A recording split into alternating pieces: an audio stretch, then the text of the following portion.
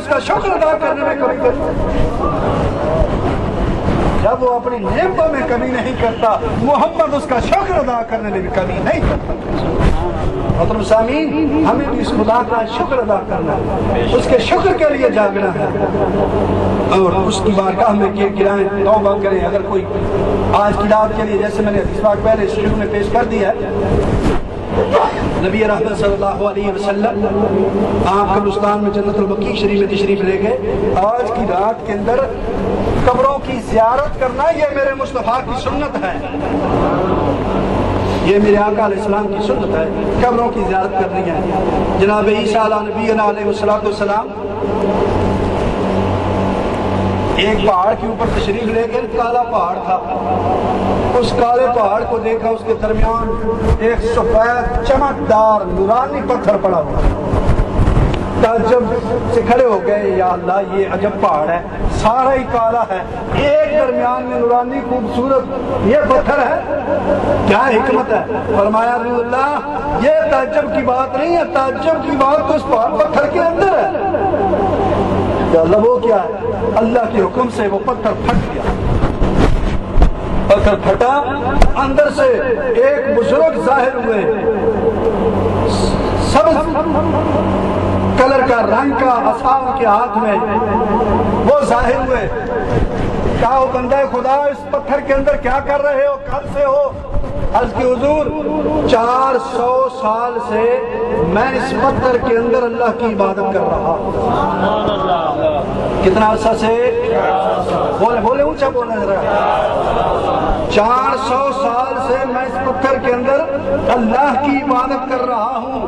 اب ظاہر ہے اس میں ریا کا تو تصور نہیں ہو سکتا، پتھر کے اندر ہے، وہاں نہ کسی نے دیکھنا نہ کسی کو علم، تو اس پتھر کے اندر اتنا عبادت بغیر ریا کے 400 سال سے۔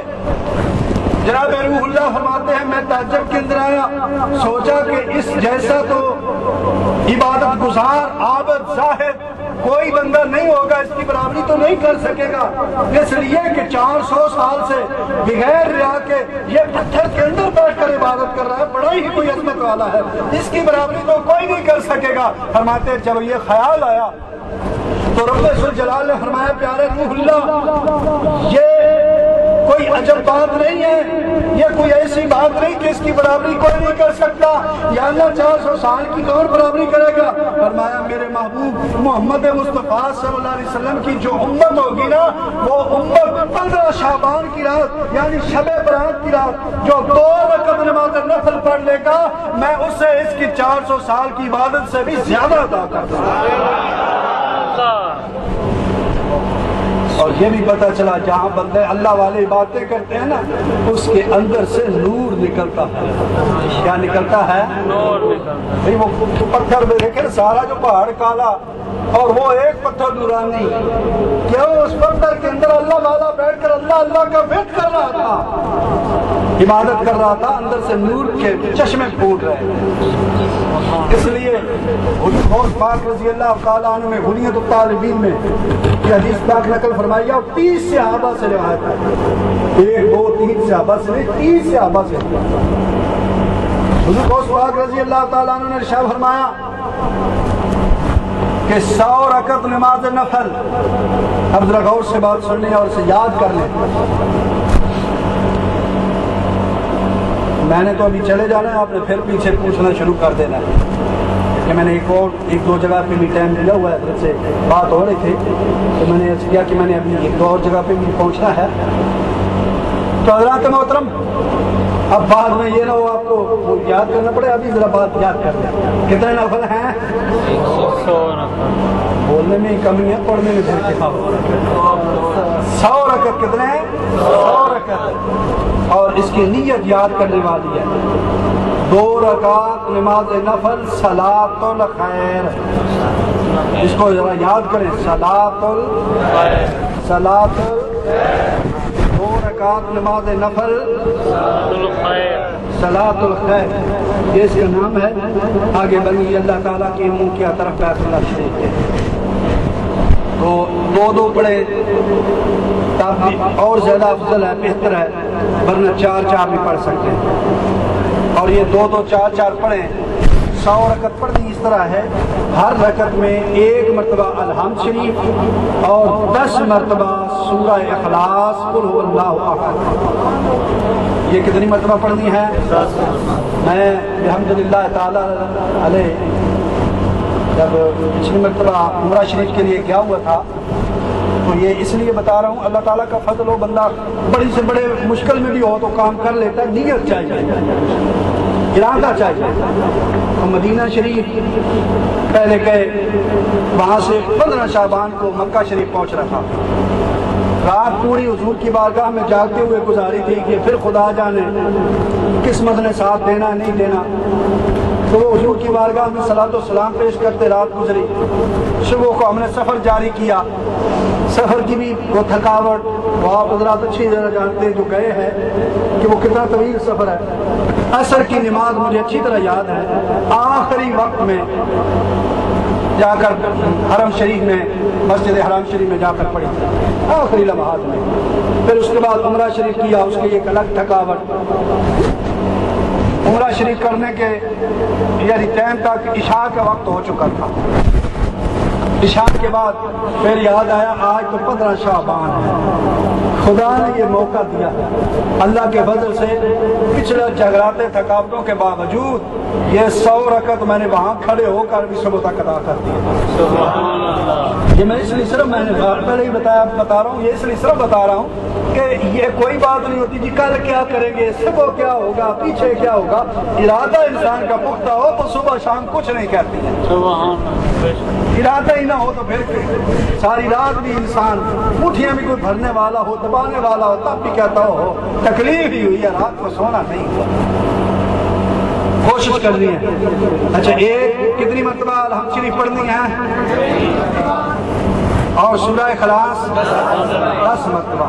इस तरह ये 2-2 या 4-4, अगर 4 पढ़े तो दरमियाना अत्तहियात जो है वो पूरा पढ़ना है।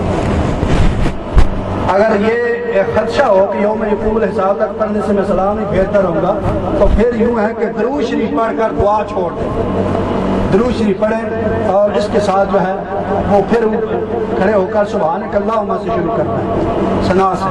तो इस तरह 4 रकतें पढ़नी है और ये तरीका है।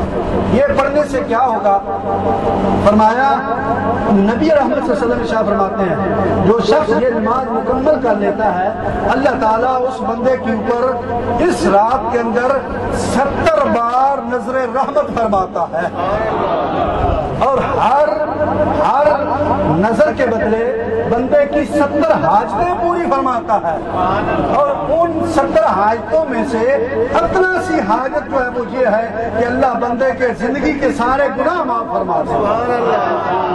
ये तो अदना सी हाजत है, आगे खुदा जाने वो कितनी नकरम नवाजी फरमाएगा।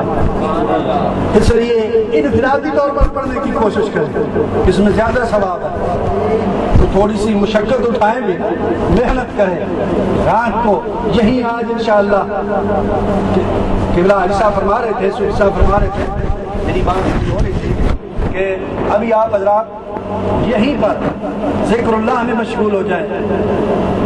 जैसे अगर ये साथी यहाँ मौजूद हैं, अब ये लम्बे तो नहीं है लेकिन अगर मौजूद है, क्योंकि बाद दूसरी जगहों पे भी इनाबाद के टाइम होते हैं, अगर मौजूद है रात को कुछ नाते पढ़े, कभी जिक्र शरीफ। ये जरूरी नहीं है कि वो 100 जैसे नियत की है पूरे करके छोड़ने, नहीं, बेशक 6-4 रफ्तों के बाद आराम से बैठे तो गुफ्तगू दीनी कर लें, अच्छी बातें कर लें, चाय पी लें, थोड़ा आराम करें, उसके बाद फिर उठकर शुरू हो जाए, सुबह तक मुकम्मल करने हैं। उसके बाद दरूद शरीफ पढ़ना है, फिर रो कर दुआ मांगनी है, यकीन जाने जो दुआ मांगेंगे कबूल हो जाएगी। और ये बड़ी आजमाई हुई ये बात है। तो इस तरह ये अगर साथी मौजूद हो ना, शरीफ दरमियान में कुछ सिलसिला चला लिया, कुछ जिक्र शरीफ हो गया, उस हिसाब के साथ बैठ कर बातें हुई तो उन्होंने फरमाया इंशाअल्लाह तहज्जुद के वक्त, वो वैसे भी कबूलियत का वक्त होता है और फिर आज की रात तो फरमा रहे हैं कि तहज्जुद के वक्त फिर मैं इज्तिमाई दुआ भी कराऊंगा।